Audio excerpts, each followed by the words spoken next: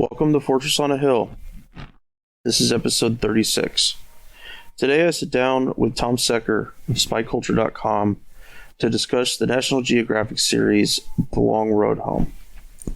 Here Tom and I note its lack of discussion on the historical and cultural questions surrounding the massive battle in Cedar City, known by veterans of the battle as Black Sunday, and the military questions I have as a soldier who was fighting against this same Mahdi militia in southern Iraq at the same time. Rifle upon my shoulder and a rucksack on my back. Bullets, shells and shrapnel, and a hellhound on my track. When I made it to my home place, I found triumph of the will. Where once lay a shining city, stood a fortress on a hill.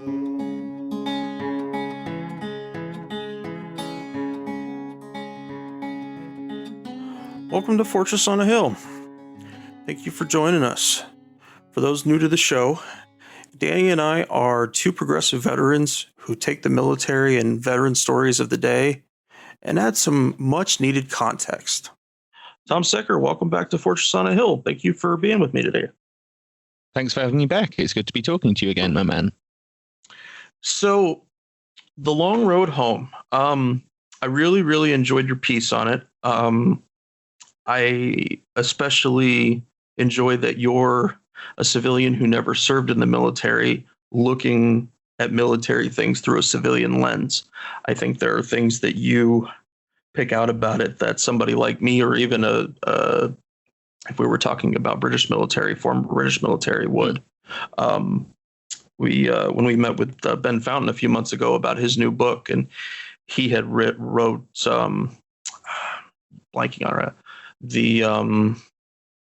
The Long Halftime Show of Billy Lynn was the name of it, and it's about a soldier who goes to a halftime show in 2004 in Texas, and it's great. It really is. It's the key is there. It's human stories, not military stories. I think that's the thing that everybody misses. So really enjoyed your piece. Can you give everybody just a real quick breakdown of what was in it? Okay, well, I mean, this is something I wrote. I first stumbled across the series The Long Road Home in some Army Entertainment Liaison Office reports that I got, I don't know, maybe 6 months ago. And I thought, this is something that's coming up every week. And it mentioned that it filmed on Fort Hood in Texas. And I thought, this seems to be an important one. You know, there's a lot of different projects that the military works on. Some are more important than others, quite frankly. And this one, it seemed they were giving a lot of support to it over a very long period of time. So I put in a FOIA with the Army, asking them for internal documents on their support to the show and their liaisons with the filmmakers, and got back, I don't know, what was it, about 300 pages or so of mostly emails. And these emails go on for months and months and months. Some of them are from public affairs at Fort Hood. Some are from the Entertainment Liaison Office. Some are from, different parts of the Army that were involved in this whole process. And basically, they lay out, albeit with some redactions, as always, this relationship. And it was a very close relationship. It was one that went on for a very long period. I mean, they started building the set on Fort Hood in, I think it was, what would it have been, January 2017. And this was before they'd even signed the production assistance agreement, which is actually a violation of DoD directives concerning liaisons with the entertainment industry. They're not supposed to do that. They're not supposed to actually start providing any kind of material support until a full contract is in place with estimated costings and all the rest of it. So they were clearly pushing the boat out. They were bending the rules on this one. And I found out that for example, they tried to minimize the costs. This was one of the big things that kind of bugged me about the whole process of supporting this production, is not only did they let them start building in, I think it was January. They were filming from like March through to July or something. This was a big, big project, and this involved months and months of people working at Fort Hood to support this thing. And yet it only cost them less than $500,000. When the initial estimate came in for support, it was about $500,000. And the producers kind of balked at it and said, oh, that seems a bit high. That seems a bit more than we wanted to spend. So the Army set about finding imaginative ways to reduce those costs, because the producer is supposed to pay the Army for everything. Every last hour of someone working on it, every last milliliter of fuel that gets used in moving these vehicles around for filming, absolutely everything, so that it doesn't cost the taxpayer a buck. Yet the Army really, they did something I've never heard them do before, where they essentially redefined a lot of the moving the vehicles around as training. They were arguing that, oh, right, if we say that the convoy out to the set, we've got to move these vehicles out to the set every day for filming, if we call that training, then we don't have to charge the production company for it. And yet, how can, driving in a straight line out towards a set really be considered training? Come on. So they were effectively subsidizing, in an economic sense, as well as a sort of cultural and production sense, they were subsidizing this production, which they're not legally supposed to do or even are allowed to do. So I thought this was a pretty big discovery. You know what I mean? Yeah, no, the moving convoys of vehicles takes hours and hours and hours. It's something I did a lot when I was still in the service. And it's one of the first things I think people toss away when they look at military films. And especially for this film, given the size of the set, and of course that, we, as soldiers, we have to return any sensitive equipment like Humvees, like Bradleys, or what they were using back to the motor pool every day. And so it's a great point that the cost in fuel, the cost, like you said, personnel costs, there's innumerable ways that the production would have been charged, and yet they were not. And that really, really says something about who wanted to push this film series. Oh, certainly. I mean, this thing wasn't conceived by the Pentagon exactly, but as soon as the request for assistance came in, they were like, oh yeah, this is definitely something we want to be involved in. This is the exact sort of production that the military loves to support. And there's even a bit in one of the emails where they're not just talking about this thing about the convoy out to set, but there's also some line about, and anything else that a sort of imaginative or inventive accountant's officer could come up with. Exactly. So presumably there were other things that they cut off the bill. And you have to wonder, I mean, that can save tens of thousands, if not hundreds of thousands of dollars. And they're not really supposed to, I mean, I know the Pentagon's got, more money than God, but they're not supposed to be spending it on this, are they? No. And it creates that great nebulous environment that lots of elements of the military kind of operate in. Oh, I didn't really see that. And that's the first guy you talk to. When you talk to the ninth guy involved, and he's like, well, I didn't either. And okay, well, I guess nothing happened. It's a very minimalist perspective on studying history and understanding the military. And that's one of the big things that I noticed watching it. So what else? What else about the Pentagon's the emails struck you, Tom? Just the sheer sort of closeness between the production company and the military. I mean, the relationship. They couldn't have made this show without the military, essentially, or they certainly couldn't have made it in the way that they did. The military not only saved them a lot of money, it saved them a lot of time and hassle. If you can imagine trying to rent these vehicles privately and build a whole Iraqi village set yourself rather than being able to adapt one. I mean, that was something I found kind of quite disturbing. I mean, I knew that various military bases had these kind of Middle Eastern or Iraqi training village sets, because I guess if you're going to send people out to fight in those kinds of conditions and circumstances, it makes sense to train them on something approximating that. But the notion of turning one into a movie set in order to tell the story of people who did actually train on that set years ago and then went out to Iraq, some of whom died and some of whom came back pretty horribly injured. the notion of then turning, that training village into an actual movie set, I found kind of disturbing and twisted. I don't know what you quite what you make of it, having actually, been in the army, but yeah, that bothered me. And it didn't just bother me, as you know, reading the article, it bothered Cindy Sheehan, whose son died in the events portrayed in The Long Road Home. She was saying, I can't remember exactly what word she used, but yeah, she was saying basically it's sick that, her son trained on that village set, went out to Iraq, died, and then years later, that story was sort of told using that same training set as a movie set. Yeah, it is quite breathtaking. I don't know that I've ever.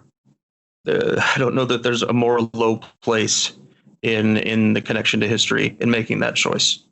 And I'll commend whoever commissioned the buildings there for training. They did a great job. The buildings are quite accurate from the places that I saw in Iraq, and I'm guessing that was probably part of the appeal for them to use that, was that instead of having to go to, say, probably Morocco or some other third world place that could closely approximate part of Baghdad, they have this really nice set, and we happen to have this huge supply of vehicles nearby. Now, I think to the places that I trained on at Fort Lewis, and some of them were quite well built and were great for training, but they didn't look like Iraq. They didn't get that feeling. And there were parts of watching it where I could look through the camera, and everything I would see would be something I would have seen there. And so I think that it adds to the realism, but we have to admit that also adds to the propaganda value, because other guys are going to watch, and maybe they aren't listening to the dialogue much, but the visuals really speak to them. And I think that needs to be pointed out. Oh, yeah. I mean, I don't know, when I was watching it, I think they did a fairly good job. And as you said, and you sent me some photos and things and said, this is kind of what parts of Baghdad and parts of Iraq look like. But yeah. It was just that sort of that very blocky thing where everything's 90 degrees and everything's very geometric because it's been done in quite a cheap way, where they've just sort of filled it with, cement blocks or whatever. That quality to it, after several episodes, I think it took me several episodes for that to really kind of chime in and for me to notice that. But afterwards, I couldn't not notice it. You know what I mean? I was kind of sat there, kind of being bothered by the fact that, when they're sneaking down a little alley, it's this perfectly straight, perfectly geometric alley built out of, cement block. Yes. No, there was one establishing shot in one of the first episodes that they went down a long road, but next to it was grass and there were power lines. And I'm like, this is supposed to be Iraq? No, I've never seen that kind of uniformity in their power setup, because 19 different people worked on it. They don't have power companies there that have regulations and stuff, so people put up their own whatever they could be. But yeah, seeing that, it was kind of, I wonder who the advisors to this were, because that's something that I have a question about too. That some of these shots, it's like that wasn't looked nothing like Iraq, but it still stayed. So, who was really giving them the advice? I actually don't know who was the series technical advisor. I assume they will have hired some sort of military veteran who's now working in Hollywood as a technical advisor. Yeah. I know that one of the emails they're kind of like production notes. They're partway through filming. The military make production notes on how the thing's going. And it does say that they were working very closely with the technical advisor, and any time the director kind of wanted to go off and do his own thing, they'd get the technical advisor and the military guys there to sort of, push him in the right direction, as it were. Yeah. But it does also show realism is the stated reason, or one of the stated reasons, why the military is involved in Hollywood. And yet, time after time, we see these military-sponsored productions that get some things really quite right, but some things horribly wrong. And so that anyone who'd actually experienced any of this would notice these things, would spot them and feel, hang on, that's just not right. That's just not how it was. Why have they done it like that? So it kind of puts a lie to that whole excuse for the DoD in Hollywood, I think, once again, that they're not primarily interested in realism and accuracy and presenting the military in the most sort of clear and accurate way, like they keep saying that's what they're there for. It's primarily about propaganda, and often accuracy is kind of an afterthought, and they're sort of, well, we'll just sort of, you know, throw accuracy out the window if it gets in the way of what we want to do. And that whole thing about Sergeant Mitchell, did you get anywhere with this? This is something I found bizarre. One of the characters who is reported dead in the series, who died in the Battle of Sadr City, was a Sergeant Mitchell. Yet one of the emails says that he actually died in a later operation in the same place as part of sort of the same large battle. But yet they didn't insist on that being accurate. Did you get anywhere with that? Did you figure that one out at all, or not? No, I didn't. Aside from the obvious change, and to me, it's very offensive and very, to change that in a story. It tells me that the writers don't care about the story at all, because when and where people die matters. It matters to the guys that died with him. It matters to the leaders. I have a lot of questions. That guy's friends alongside him. Yes, and to change it, dates, times, places, it tells me that the people making it are looking at it in such a uniform way that there is no chance of showing any humanity. They don't want that to come through, at least not on the military side. I've noticed several places in the series where leaders made decisions that showed some kind of humanity where that wouldn't actually happen in the Army. Good example would be when Lieutenant Aguero's squad is surrounded on two sides, and those two groups of insurgents that were using human shields are moving up to it. By the way, I'm trying to figure out if that actually happened or not. I haven't found anything that says the insurgents use human shields there.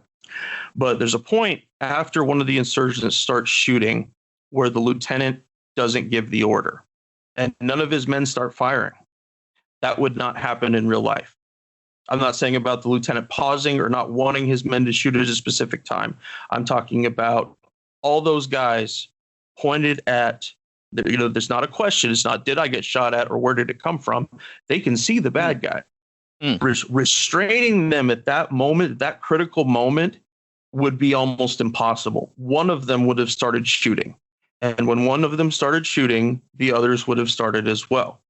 The idea, I didn't count the exact amount of time it was from the first AK going off to them actually firing, the LT giving the order, but it was probably at least a minute.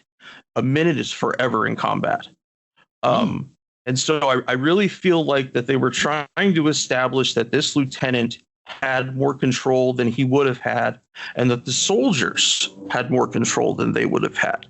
And that's not to say specifically, I'm not, they want to defend themselves. It's a horrifying moment, but and as I mentioned before, I don't know if they actually did use human shields there, because I think that's another one of these changes we can put in the bucket, because it really fundamentally shifts how Americans in this light would see the enemy, and they would see them in a much, much harsher way. And so you have, the series is peppered with all kinds of little moments like this. And the bad guys are worse. And so it kind of gingerly pushes people to their corners. You're good guys, you go in the good direction. You're bad guys, you go in the bad direction.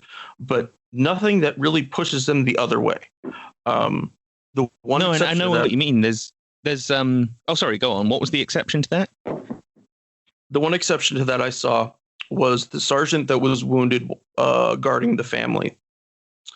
His fear and the fact that it was pointed at them at that moment so shortly after he had been wounded, I put that's not on him. I don't put that on him. The LT made a wise decision taking his weapon, but he did it in front of the family. He embarrassed that sergeant in front of all those people. He could have taken him outside. They could have gotten in a Humvee and quietly done it themselves without embarrassing him. I think that was done to show the LT acting in front of the family, showing the family what he was willing to do to protect them. I would not see that happening in real life. I don't think, an LT might take somebody's weapon, but You take them around the corner and do it quietly and privately and make your point there. Exactly. And that's what I mean about the compartmentalization of the military, is that, one team doesn't always know what the other team's doing. They're busy doing their own shit. So but yeah. And anyway, go ahead, Tom. I'm sorry. I went on a lot longer there. No, sure, man. I mean, you're absolutely right. The bit with the human shields, I've not come across anything that actually says that's real. I mean, maybe that's what happened. I really don't know. But you're right. The whole series is peppered with moments like that, like where the young girl kind of comes out from behind a building and she kind of waves at one of the soldiers. And then her dad comes out with an AK-47 and starts shooting at him. Yeah. And he's obviously, using his daughter as a kind of distraction, if you like. And it is sort of designed to show this, that the enemy force is just this sort of ruthless, barbaric, hateful scum who deserve to die. That's the underlying message that comes through in all of this. I mean, their motives are never explained at all. Their reasons for doing this, or their any kind of context or any kind of explanation, even if you think it's an explanation that doesn't justify what they did, you could still offer it. You could still present it and say there is at least some kind of reason why this happened. Yeah. Rather than just presenting this as kind of a sort of horrible bolt out of the blue for a bunch of guys who are on some, relatively routine mission guarding some sewerage trucks. And yeah, particularly the bit with the human shields and the pause after the two crowds at either end of the alley start shooting at the soldiers. You're right. I mean, surely your training as a soldier is, if there's a target that you can see straightforwardly and they're shooting at you, you've got to fire back, because otherwise people might die. Part of the whole point of, being a team and being a trained army is that you simply react according to your training. You have to fire at that point, because what other choice is there? Yeah. And if you don't, one of those bullets is going to hit the guy next to you or you. So it's kind of there isn't really a decision to be made at that point. And that's horrible, but that's warfare. And that's how you've kind of got to train people for warfare, because otherwise, they're just stood there while people are shooting at them. I mean, that's no way to fight a war. Yeah. So no, I think that you're absolutely right that was to try and add a kind of slight softness and a slight sense of morality or something to things, when at a point when it makes no sense to start having some kind of moral question about this. I mean, if people are shooting at you, you can have the moral debate later. The important thing is to stay alive. So exactly. It was very strange. I mean, that's kind of the dramatic high point of the whole series, because for most of it, that one unit are kind of hidden out in this house, and for a lot of the time they're just sort of cowering behind walls and kind of trying to keep their sectors covered and what have you. But in terms of actual action, that's probably the high point, and that's the point at which they tried to slip in this thing about, oh well, you've got to see these soldiers as ultimately, very, very moral people, particularly when compared with the enemy, who are so horrible and using, innocent civilians as human shields. It was so utterly one-sided and so utterly simplistic when, and given the extent that they went to show you the kind of backstories of several of these different major characters, and they kind of, in each episode, or at least each of the first 6, I think, they actually pick one person's story and kind of show you all the way through. None of that is done for any of the people on the other side. No. They are just an evil Arab horde out of nowhere who want to kill. And that's it. And that's not what happened. Most fundamentally. I mean, as we were discussing in some of our emails and things, there is a whole kind of backstory to why the Battle of Sadr City, and why Sadr City, which was up until that point relatively peaceful, why it suddenly kind of exploded into horrific violence. But there's no attempt in the series to explain that. It's all lots of scenes of guys with their wives at home. Well, okay, fine, I get it, but what about the other people? Why did they do this? Surely that's something that in 8 hours of television you could devote at least a bit of time to trying to explore and explain. Absolutely. I completely agree. In listening to you talk, I'm reminded of something about propaganda that I forget a lot, and that it's we propaganda is designed to work on everybody, whether you're a soldier or not. So all these family scenes, mom being mad and stomping off because brother's going to go back to the war again. Um, I want to say they're all threads to pull on family, on military family members, and creating those questions in their minds, because I think that's the biggest thing, is that they want people to have questions. They want, because eventually their soldier, whomever they happen to be and whatever connection they have, is going to walk down this path. That's kind of the mind state I'm hearing. And so whether or not to reenlist, whether or not to say that the Iraq War was, well, it was a really messy war and a lot of bad stuff happened, but I still think we did the right thing. That it supports those kind of very vapid history list thoughts that don't properly convey it. And because we're in a period of time now where war is everywhere, I think that's what they have to do. They have to convince everybody in the family that it's acceptable, when choices are never that simple, but they want to. I know I mentioned to you about the linear storylines, that they really, really want to grab on those linear storylines because those are easier for people to pick up on, especially men. It's easier for a man to watch an action movie, come out of it, and yeah, those guys are tough sons of bitches. Yeah. Mm-hmm. But not have hard questions. Because there were maybe a hard question in that movie. Well, this thing is full of hard questions and nobody answers. Nobody, it's like, what the fuck's going on here? Here's one. The LMTV, that was the open back, flat, little tiny semi truck those guys were having, with 16 guys in it. 16. Had that truck been hit by an IED, you're talking at least 10 dead soldiers, maybe more. Mm-hmm. But there, I didn't hear any of them talk about that. What the fuck is this shit? We don't have armor. I don't understand it. And there's another one. So in the beginning of the Iraq War, aside from our heavy armor, we did not. The American military did not have very many up armored Humvees. That's what we would call them. We had lots of the soft skin ones, and that's mainly what you see in the movie. Aside from the big Bradleys, they are a bunch of different designations of them, all different ones. This one has this kind of pump, this one doesn't, or some crap. But none of them had armor. The colonel did. In Martha Raddat's book, it says the colonel had one of the few up armored Humvees. Yet his patrol, these guys that were out patrolling and fighting, didn't have that Humvee. And see, that's one thing that I consider about leadership, and I know Danny does as well, is that you always lead from the front. And if your soldiers don't have something, you don't have it either. You don't allow yourself to believe that you're protected because you're not there. I sent them out on patrol. They're fine. They'll be back, whatever. That's very much part and parcel of the U.S. military attitude.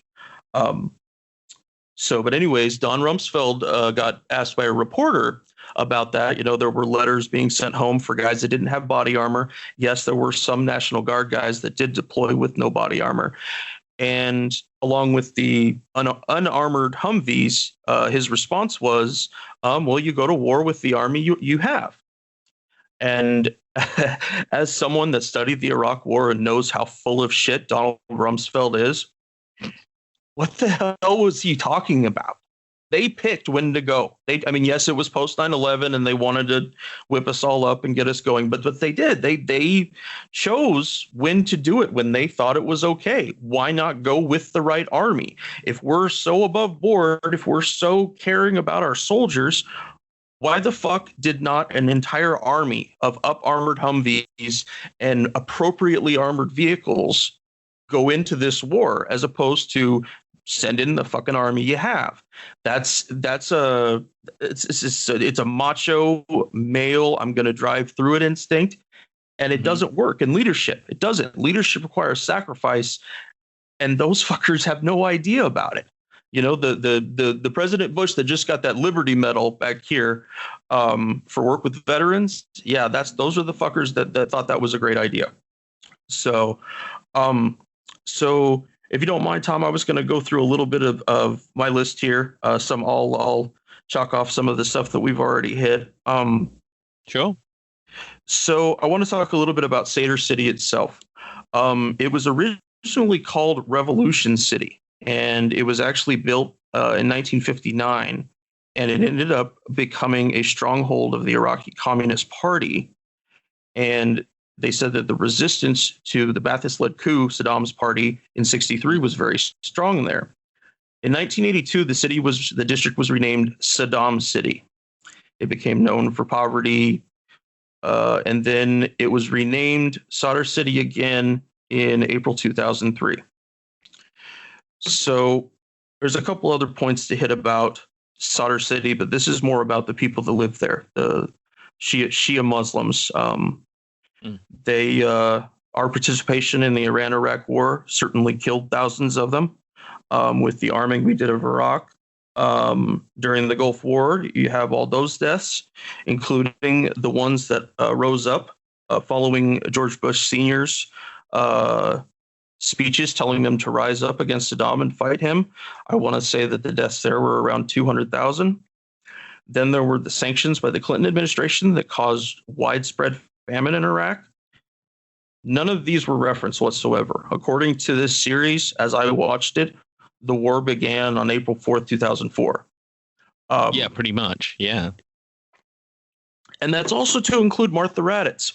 I went through Martha Raddatz's book. I didn't read it cover to cover, but there is no mention of any of those things in her book. There's also no mention of the closing of the newspaper and radio station that was used by Muqtada Sadr and his followers at the time. Our Coalition Provisional Authority closed it down in March. 10 days later, there was this uprising. That was how Sadr spoke to his followers. Who wouldn't rise up at that moment, especially with a foreign power sitting outside your front door? When Saddam was in power, every newspaper in the country was a government-run one, where criticizing Saddam was illegal. Following his fall, more than 30 newspapers started. But the people knew they were just trading one dictator for another. They weren't dumb about it. Another thing that happened, and again, we don't spend nearly enough time looking at the religious significance of what happens over there. But on the 13th of August in 2003, a helicopter knocked down a Shia religious banner. It caused a ton of outrage, and they were told that it was done on purpose to knock the banner down and that the pilot would be punished. I mean to do research on that. I haven't, but the fact that it wasn't mentioned, and given that it was so important in other coverage I've read, yeah, we have no concept of how to peacefully treat Muslim people. We just don't. Or you know what I mean? Yeah. Peacekeeping mission. Bunches and bunches of these assholes called it a peacekeeping mission.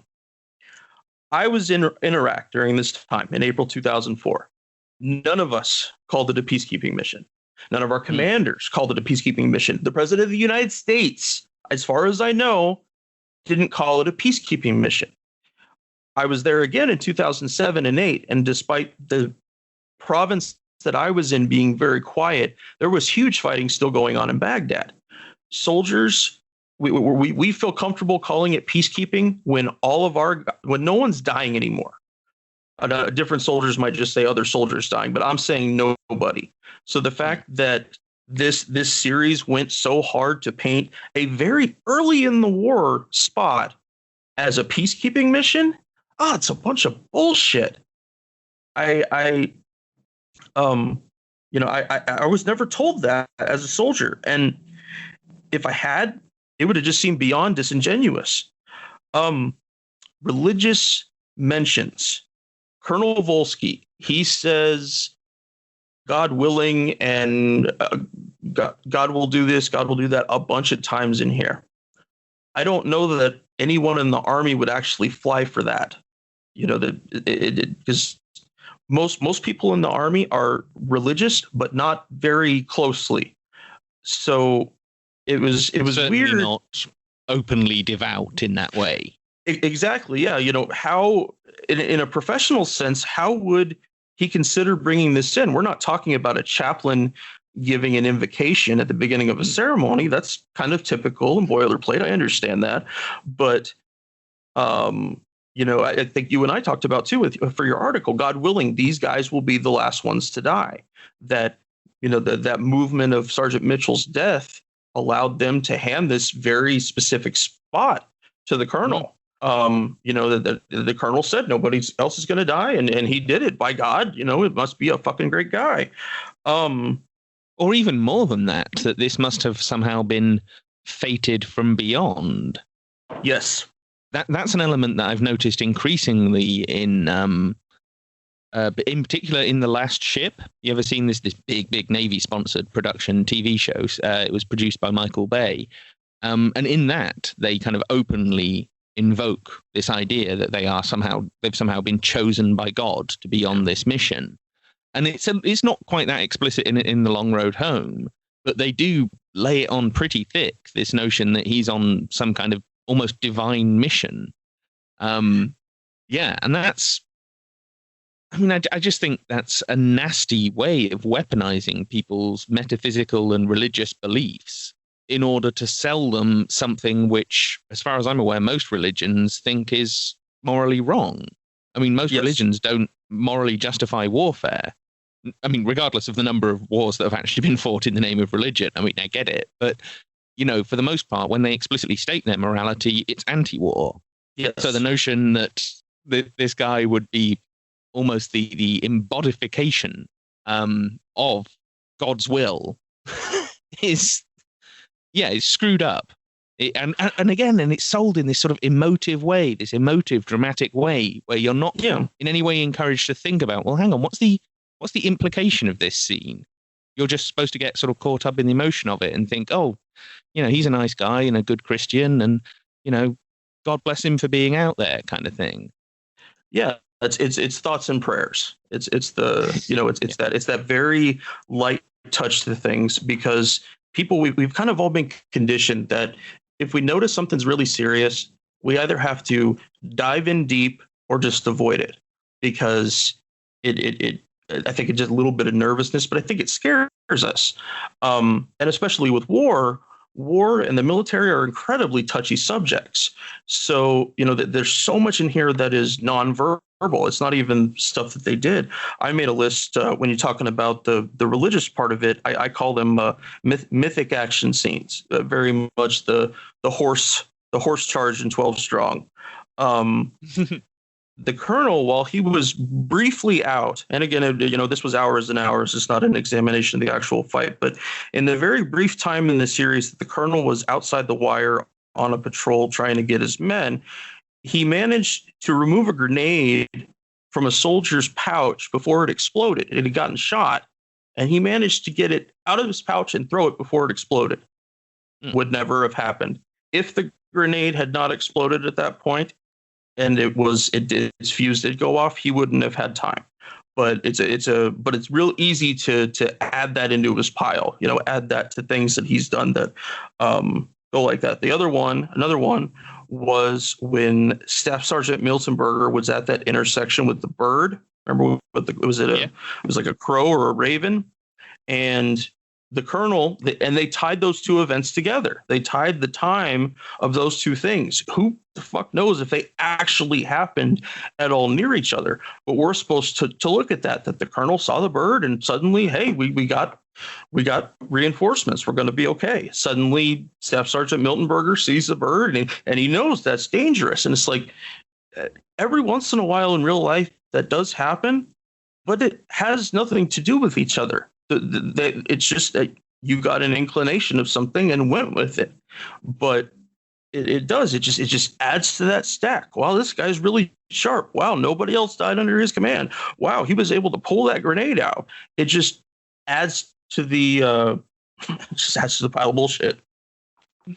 Well, yeah, sure. But again, that thing with the bird, with Miltenberger, it's like that acts as a kind of bad omen, and he realizes, no, we've got to stop the truck because otherwise we're just going to get shot to pieces here. And he's right, of course. That truck is it's terribly equipped for the kind of battle they're actually going into. Why would you even send in a vehicle like that into that kind of setup? I don't even understand that. But like you say, a lot of the vehicles just simply weren't equipped for the task at hand. Yeah. But there again, it's like, oh, fate must be on the side of the Americans because the bird flew out to give them the bad omen at just the right moment before they all died. And it's really, so now nature and God are somehow on the side of, NATO and the empire against these, Muslim savages, which they are. I mean, that's almost exclusively how every Muslim in the entire, or Arab, if they're even, presumably some of them aren't Muslims, are portrayed in the whole thing. The family themselves, even the family in this house, there's like a few dramatic scenes with them, but we never really get to know who they are or what they think about any of this. They're not given any kind of agency or voice in the show at all.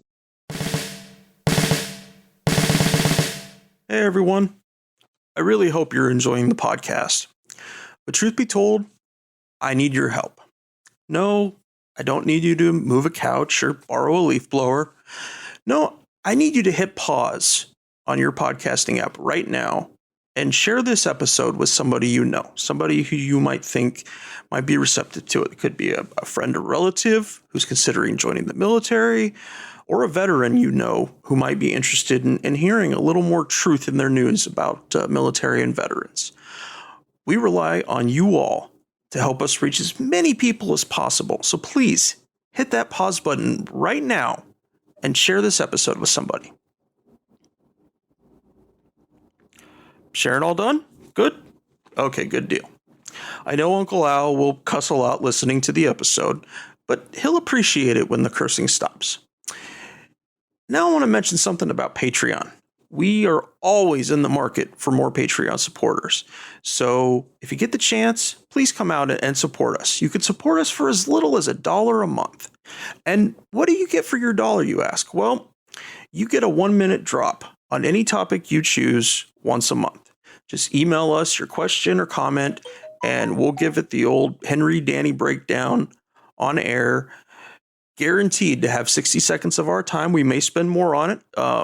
We prefer to do military and veteran topics, but whatever topic you think might be pertinent. And we may spend a whole bunch more time talking about it, depending on the topic. And for contributors, a bit north of $1 a month, we have some bonus episodes, some essays of mine, and a few other things as well. We're still in the process of building our rewards. So if you have any suggestions for Patreon rewards, please let me know. Fortress on a Hill is expanding. We're going to start doing chapter series as part of our lineup. There are some topics that are simply too big and important to leave to discussing in a single headline. And with that in mind, I'd like to thank all of our honorary producers who are helping us do just that. We rely on the support of our patrons through Patreon to help keep the podcast a success. Thank you to Matthew Ho, Will Arens, Gage Counts, Fahim Shirazi, Henry Zamoda, James Higgins, and James O'Barr. Anyone who contributes $10 or more a month on Patreon will be listed here as an honorary producer. And to all of our contributors on Patreon, thank you for helping us do this. Now, back to the podcast.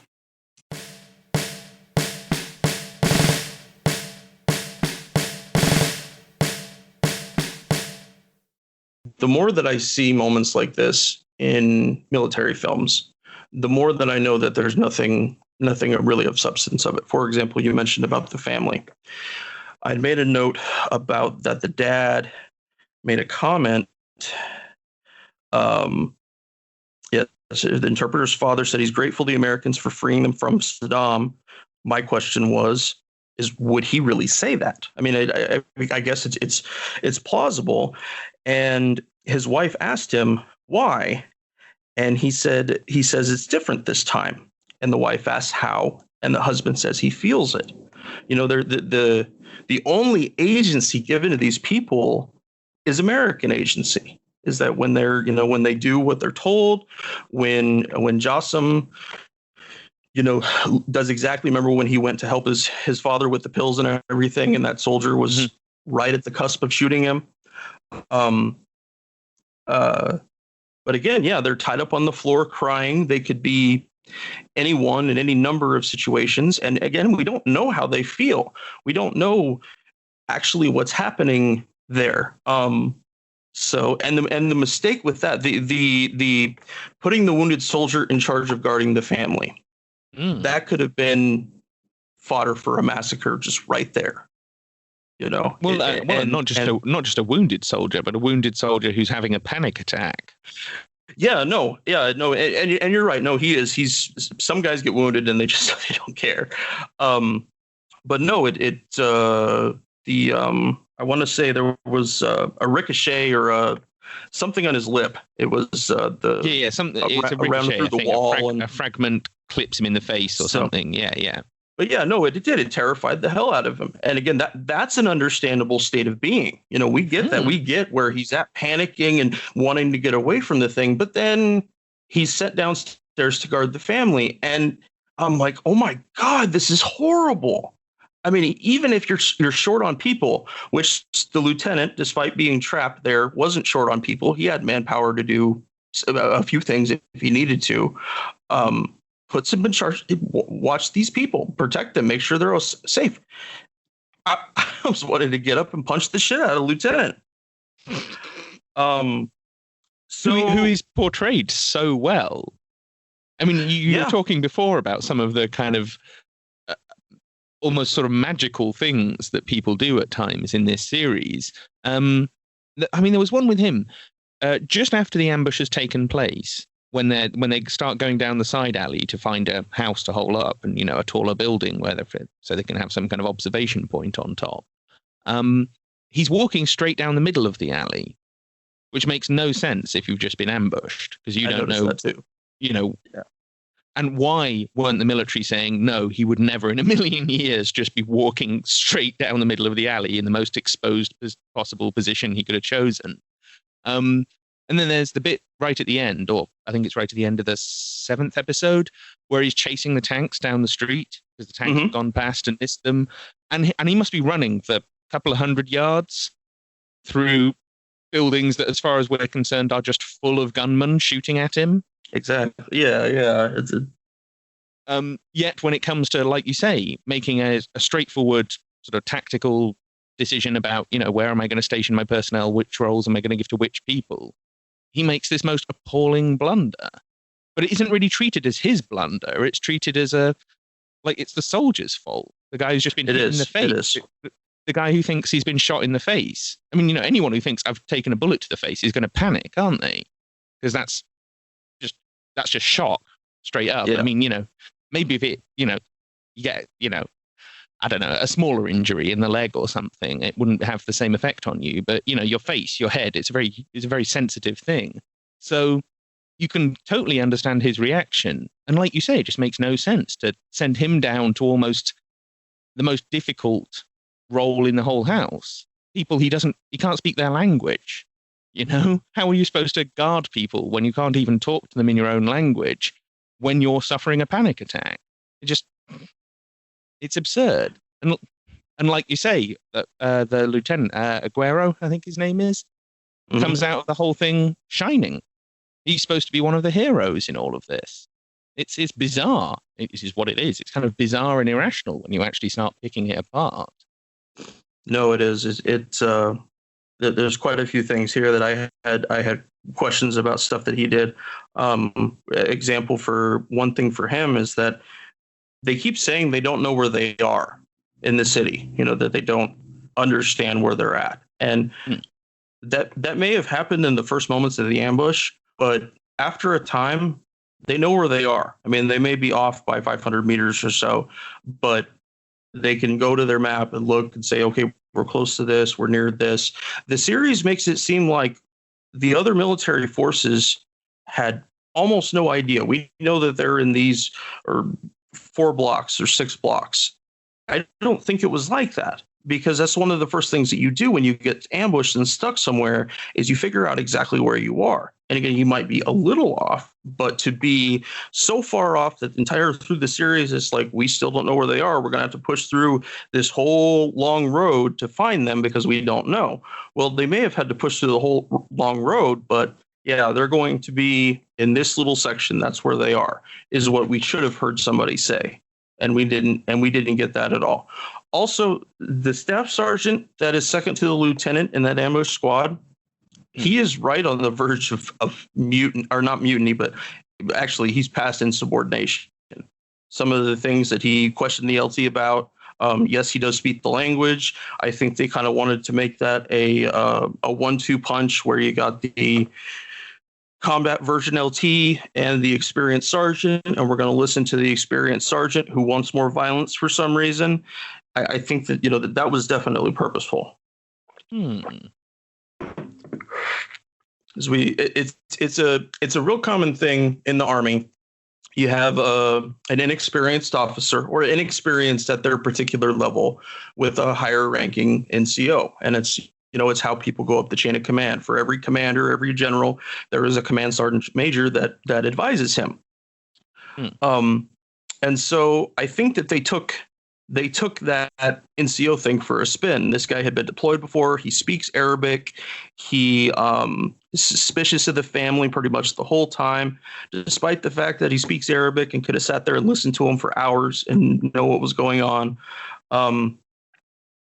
They made it seem like Jossam, the interpreter, was loyal to the military pretty much throughout, didn't they? It just he didn't spill his guts about who his family was. He just continued on, but he towed the Army line, not the interpreter line at all, if that is a line.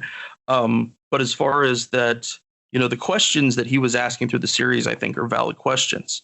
And when he found his friend murdered, it was clear it wasn't supposed to be the U.S. military that we're looking at for the murder. It was the Mahdi Army guys. But the question is that in a war, can you do that? Can you divide down who's going to be violent and who isn't, who is trustworthy and who isn't? And then it's a difficult one. Yeah, and I hear what you're saying. And it gave me the impression that they might have considered Jossam to be like a solder plant, like he was somebody who would listen in and then inform on the U.S. military. And I don't know if that happened. I assume it did with different interpreters. It did happen time to time, usually not in a big way. But with his meeting with Solder, which, as far as I know, at that particular time, he was on the run from his life. So the fact that he was there conveniently before this all began to minister to this guy, I don't buy that at all. No, it doesn't add up. Yeah. But you've got to have some kind of I guess image of the bad guy. You've got to have some kind of leadership that sort of in some way explains why all these hundreds of gunmen, these seemingly endless numbers of gunmen, are doing all of this. And it's kind of ironic that, perhaps not ironic, that it's in the episode where we're finding out about Jossim's background, that's where we get to see him. Because he's otherwise not really referred to, as I recall, anywhere in the series. They don't actually talk about who this army is, who this, Shia militia is, or why let alone why they're doing this, what their reasons or motives are. And also, I mean, the first time I watched the series, because I actually watched it twice, I did notice how, you've got this interpreter character, and he's, when they're just out on patrol in the initial episode, he's one of the guys, and they're quite friendly towards him and all of that. And you get this kind of very simplistic, good Muslim, bad Muslim thing going on. And then as soon as the initial ambush is over and they've taken refuge in this house, they turn around and accuse him of being some kind of spy or infiltrator or someone who's in some way betrayed them. And, he's the reason why this has happened. And I was thinking, right, so even the one Muslim that you're willing to accept is actually kind of a good guy, even he's got to be subject to suspicion at least some of the time. Yeah. And it's kind of viciously prejudiced in a lot of ways, this series. I'm sure people will watch it and say, oh, yeah, but, they did have an Iraqi guy who's the interpreter, and we do get to learn his background as well. So, it's all kind of whatever. But that's not actually what it's doing. Out of the hundreds and hundreds of Arabs and Muslims that you see in this series, the vast majority of them are just violent, savage maniacs with apparently no reason for being so. Cowardly, to include cowardly. There was that guy that got up from the pile of dead women and children, and he was, had been the instigator, you remember, and then he just ran off. That these are these little subtle things in there, and I think the thing with Jossam keeping his family secret is that is exactly the point you're thinking about, is that they're trying to show that disloyalty comes no matter what. It may be right here in our face, or it may be a little bit down the road, but that the betrayal is going to happen. The question is, will you be prepared for it? And I know from serving, that was kind of the attitude that we had that we did hear about interpreters sharing information about us, but granted, we'd never really shared much that could be used against us. But the idea, like you said, that they're all bad, that they're not a trustworthy son of a bitch in the crowd. I think that was really the theme of this. They wanted to show as much humanity of the Americans as they could, and as little humanity of the Iraqis as they could. And the whole Sadr City thing, the whole strategy of it is that I think the U.S. military was terrified it was going to become another communist stronghold. So they really, really looked at it with more suspicion than, say, the Sunni extremists that ended up becoming ISIS. That's actually something Scott Horton, that I've mentioned on the show before. No, is essentially, I don't know that I agree with all of this, but essentially, we were Al Qaeda's buddies when we were in Iraq, because we were still on happy diplomatic grounds with Saudi Arabia, despite the fact that some of those guys were killing Americans, let alone killing their own Iraqi brothers and sisters. But once you kind of see that, I think the reason that Raditz's book is so narrow is that's the only way it could be written, to try to expand at any given point invited too many questions. And I think that they're like, oh, it's just a book about combat. It's just about the fighting, a little bit of home stuff, not much bullshit.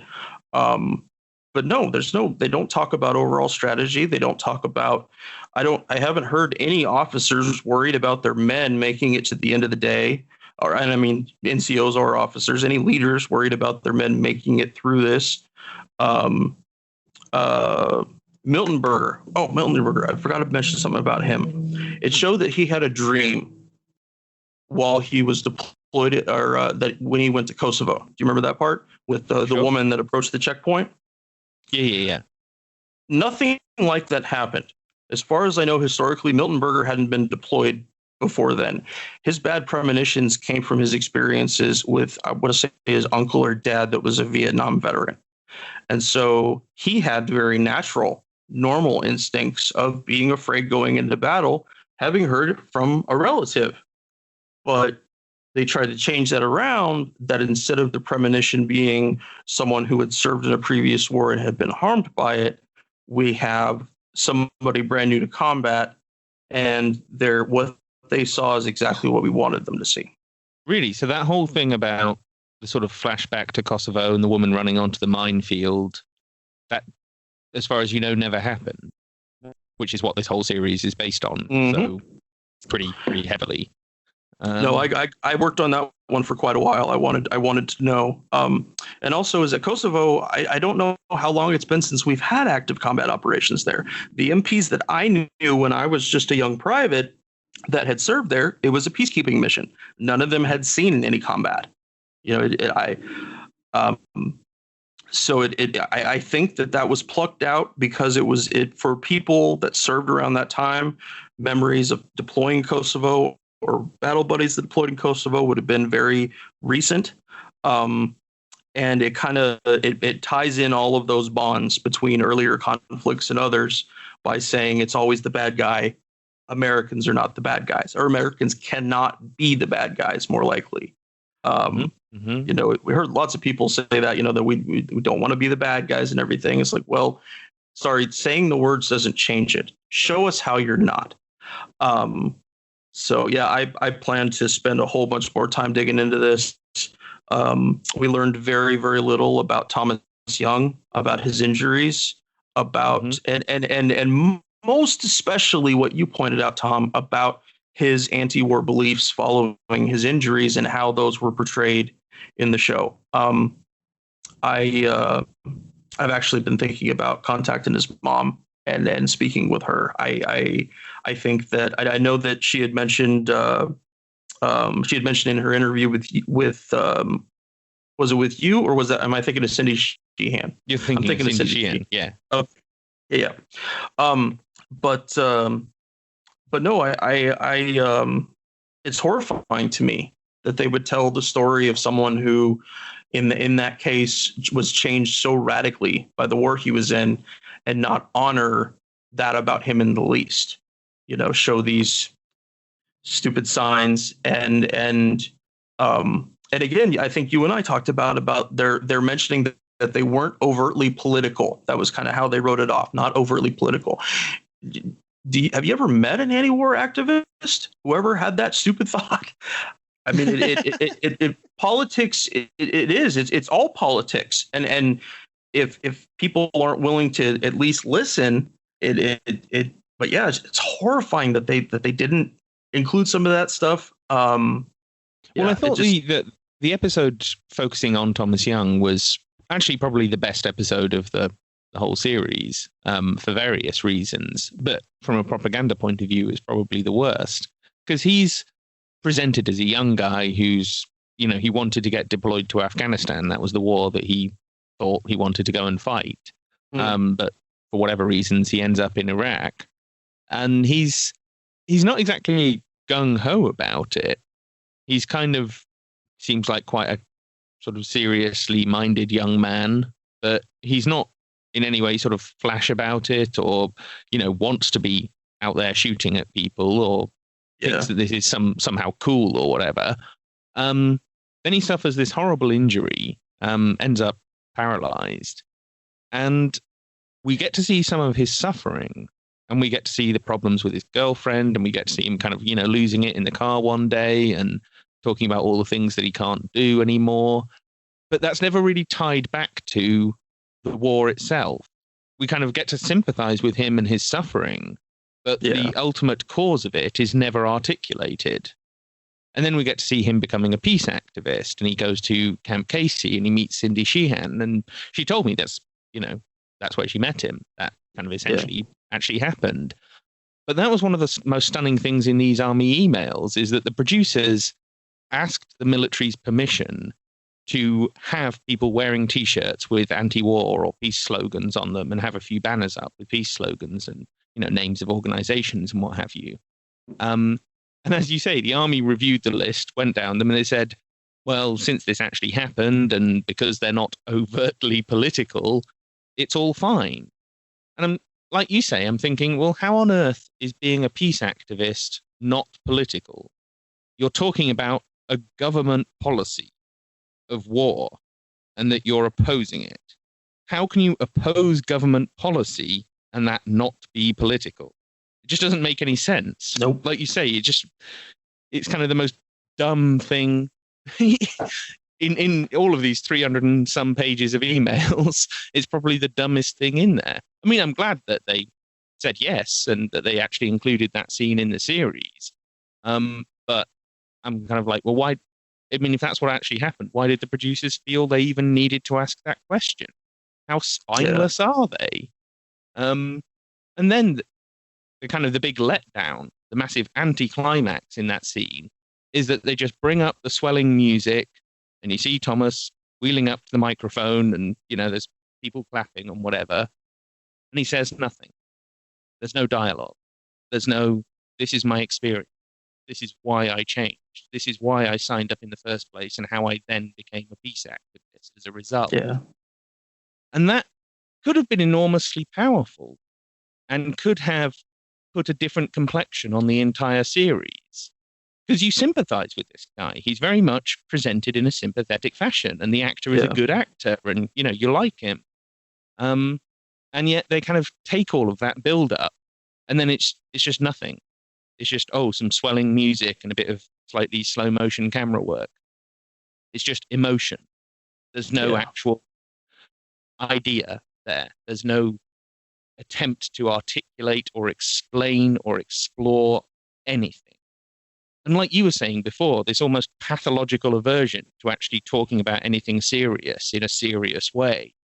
It's just saccharine sentimentality. And that's a horrible thing to reduce the life of someone who signed up to go and, fight for his country, presumably believed that's what he was doing. He was doing the right thing, then got horribly injured, so much so that his life was, cut short only a few years later. He died. To take that story and someone who changed so much, who was changed so much by the war, and reduce it to effectively a greeting card of a scene is sick. And that the producers were so craven that they even felt the need to ask the military's permission to put, Iraq veterans against the war on a t-shirt. Yeah. Then, yeah. Well, there was one more note I had here I wanted to mention about Young's portrayal, and it was it had to do with when he was shot. You see in that moment, there were several other soldiers had been wounded just before he got shot. And the camera slow panned to him, what he is seeing down the side of his rifle. And he's looking at an insurgent who is looking right back at him down the sight. And it's a pretty common cliche, especially among military movies, that you catch somebody, you're both at your sights, and who fires the first shot, Mm-hmm. They implied that Young was looking at the man who crippled him and didn't fire, and therefore that's why he got disabled. I watching that, I felt very strongly that implication, because you also had, and I don't know what the process of this was, but from the moment the round hit him, he just went to the ground. He didn't speak. He didn't do anything. He just went to the ground. Again, another one of those movie cliches about becoming crippled or disabled. Each situation would present it in a different way, but we've always seen, that the immediate injury, especially if it's one that's not serious on the surface, but serious underneath, and it shows us that. And so I think that was the implication. I think that they wanted to say, certainly not in words, but that his hesitation was the reason he didn't fire, and therefore the reason that he's crippled. Almost like he had it coming to him. Yeah, for not fighting in the way that they wanted. No, I think you're right. I think that probably was what they were trying to at least imply, for those who were paying attention and not just kind of casually watching this combat series as a piece of action entertainment. I think that probably was what they were trying to say to that section of the audience, is that this is the price you pay for not just firing as soon as you can. Yeah. This is the price you pay for stopping and thinking about whether this is the right thing to do. Almost like they were posthumously having a dig at him. Almost like they were exploiting the fact that now that Thomas Young is dead and, can't answer to any of this, can't criticize any of this, they can kind of say what they want about him. And much like with the thing with Sergeant this morning. Much like the thing with Sergeant Mitchell and moving his death to a point that's more convenient for their narrative, they're just exploiting the fact that these people are dead and can't do anything about it in order to tell, as far as we can tell, fictional stories about them for propaganda purposes. And that kind of betrays, again, just how callous. I don't know about the Department of Defense as a whole, but certainly how callous the people working in the PR and public affairs and entertainment liaison office network, that they don't care about these people. They care about what the audience thinks about these people. That's what matters to them. The people themselves, well, it's like, well, they're dead, so we can say what we like about them. And that's,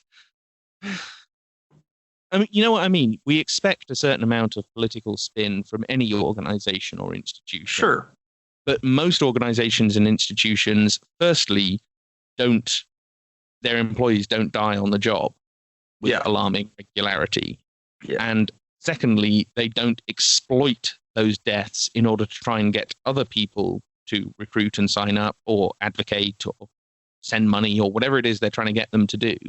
And I just think it's almost inhuman what they're doing. Because like you were saying before, there is this big, the big kind of overriding emotive prejudice of this series is the Americans are human beings, the Arabs aren't, the Iraqis aren't. Yeah.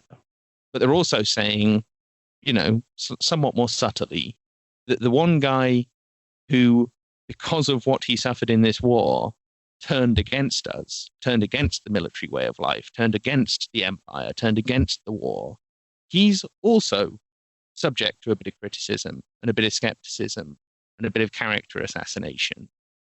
Yeah, if no one had heard the name Thomas Young before they watched this series, chances are good that they wouldn't Google it or try to find out any more information. No. And also that runs along the lines of the normal name calling and ad hominems that come from people who discount the military, you know, and that's why I mentioned about the family, about that the propaganda machine has to, in order to survive now, it has to extend to the family. I had a comment on an article. I had shared an article on the Fortress feed, and somebody else had shared it on their Facebook feed, and I had just seen that, and I went and I looked at a guy's comment, and there was a guy on there who was he was a veteran, but not a combat veteran. And he had this, I'll find it and send it to you when we're done. I can't think of where it is right now, but he had this little comment that he made, and it was just like it was out of a Pentagon Play-Doh propaganda machine. It was like, okay, well, yeah, I see you've got some critical things you want to say about the military here, but what you need to do instead is you need to take them back. You need to say something nice about the military. I'm paraphrasing, but I'm very close on what I'm paraphrasing. And that it really gave the impression that that was the reason. The whole reason he mentioned about is that you're putting the troops down and they can't handle it. You know, that the Vietnam guys, it's for the veterans that we tell them we won Vietnam. It's for the veterans we tell them that we did great in Iraq. You know, we're somehow maintaining this promise with them that they know what war we went to, but we're going to tell them it was better. You know, and that goes in each direction. We're going to let them take their feelings and coddle them a little bit. But the actual reality is completely skipped over.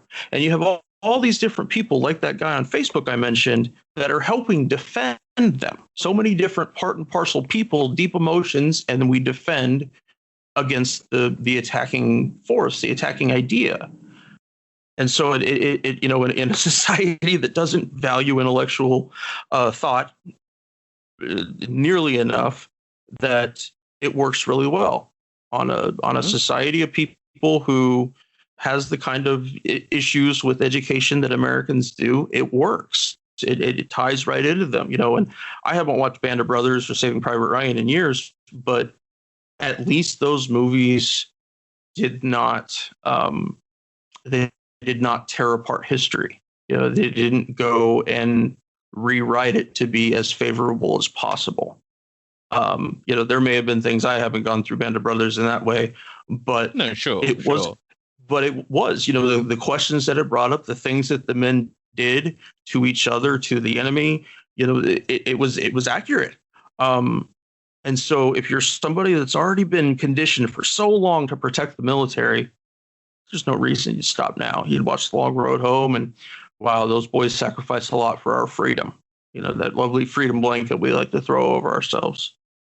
Well, and just I know we're going to wrap up soon, but one point I would like to make is just think about how few films and TV series have actually been made about the wars of the War on Terror. Afghanistan, Iraq, I guess now Libya, Syria. We could include a few others if we wanted. Not that many. There's quite a few intelligence-based, spy shows and spy films that are set in that world. A significant proportion of which have been sponsored by, CIA, FBI, whoever else. But in terms of like this sort of thing, a war story, there aren't many. In fact, there aren't that many conventional war films being made at all anymore. And this is quite a conventional war film. This has that feel of like a World War II or a film made in, the 1960s about World War II, something like that. In that it is essentially, like you say, a story about combat. That's primarily the narrative that drives the thing forward. And so I guess what I'm saying by that is that in terms of trying to disrupt the now fairly negative public view of the Iraq War, I think this was quite an important show. And in terms of starting to try to codify that more sanitized positive history, like that you were just describing, again, I think it's quite important because there just aren't that many of them. And in terms of mass appreciation of foreign policy and mass appreciation of history, and I guess now the Iraq War is history. I mean, I guess it's long ago enough that we could call it that. Films and TV play a much bigger role than, news articles or books or anything else in terms of mass consumption.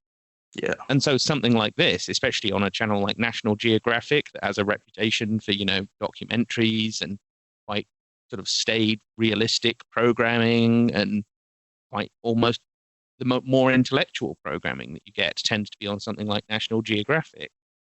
And so the kind of audience that they're aiming at are presumably the ones that do think a little bit, that, do want to have something that asks a few questions. But as you say before, it doesn't answer any of them.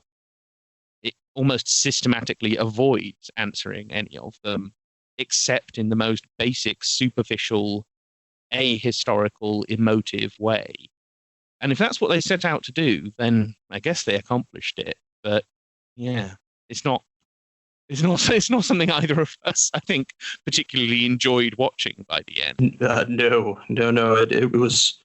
It was nails on a chalkboard when it first started, and it was hard, a little bit harder at each step. Noam Chomsky has a quote about that. If you're trying to control dissent or thought, that you want to essentially do what you just mentioned, Tom, is that you want to simply not ask the questions. But in other areas, allow very, very deep debate on questions that we know there's no bodies buried under. And so they can say, then there's a way for the detractors, for the Jake Tappers of CNN, so to speak, to kind of cover that up, to kind of when big questions come in, instead of asking the actual questions like you and I are now here, what about the agency of the people in the film? What about the how Thomas Young was portrayed and such? I'm trying to think what would be a good Jake Tapper question to ask about that. So was it hard portraying these men? Was it difficult? Did you work a lot? Did you have to run a lot? Ask those real simple, I'm trying to fill HLN hours kind of questions.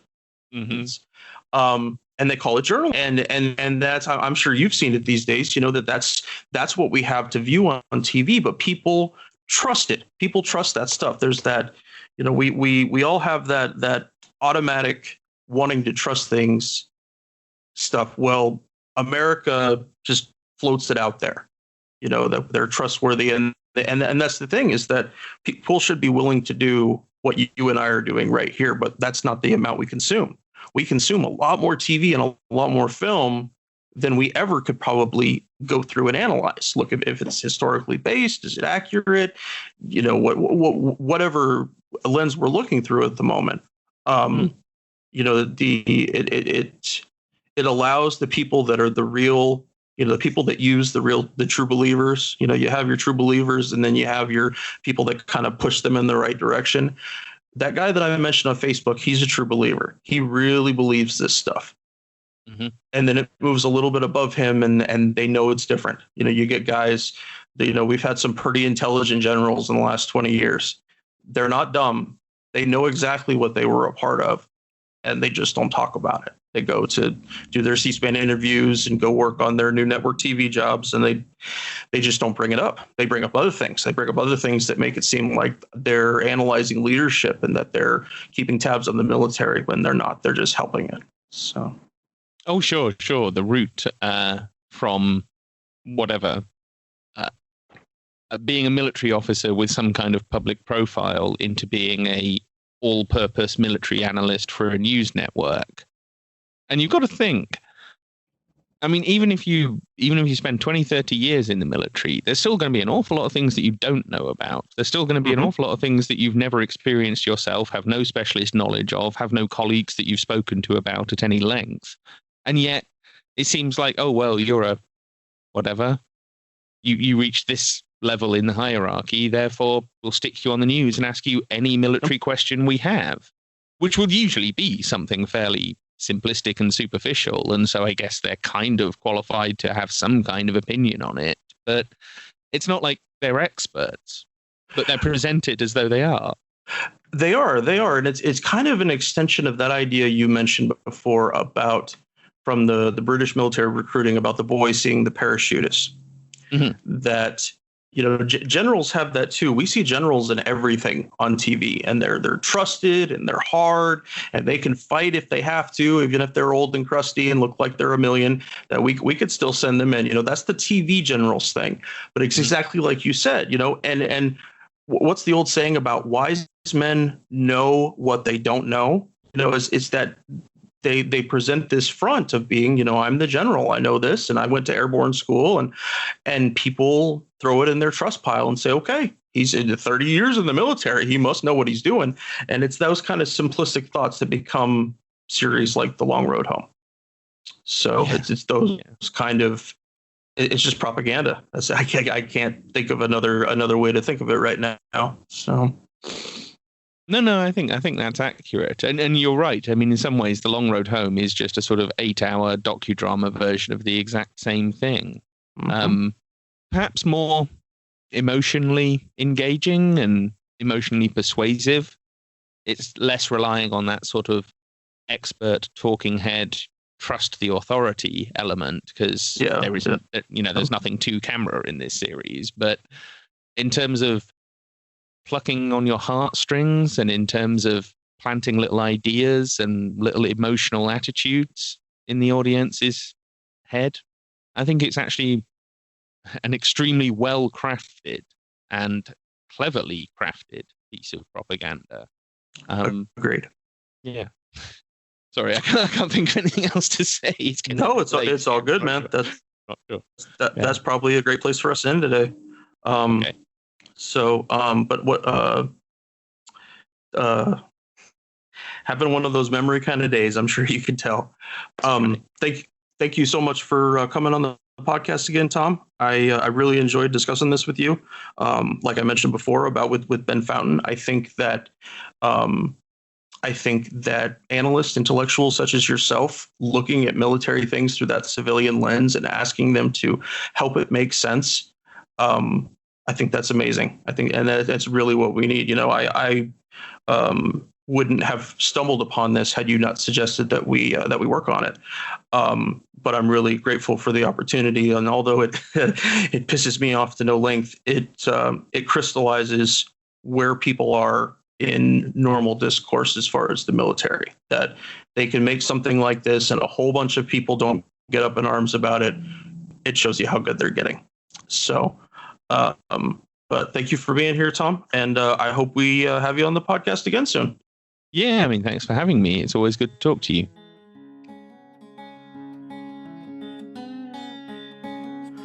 We're on Twitter at Fortress on a Hill, and also on Facebook.com at Fortress on a Hill.